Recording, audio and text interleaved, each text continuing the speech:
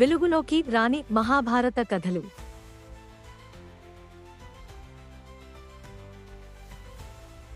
భారతంలో లేనిది ప్రపంచంలో ఎక్కడా ఉండదు.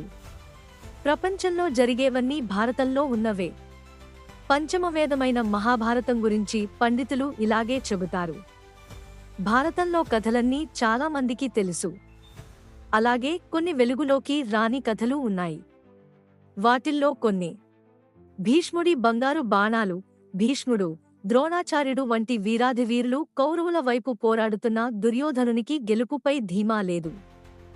ఒక రాత్రి భీష్ముడి దగ్గరికి వెళ్లి, మీరు పాండుపుత్రుల మీద ప్రేమతో యుద్ధం సరిగా చేయడం లేదు అంటూ నిందిస్తాడు.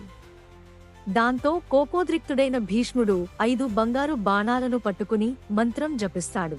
ఆ 5 బాణాలతో పంచపాండవుల్ని వధిస్తానని ప్రతిజ్ఞ చేస్తాడు.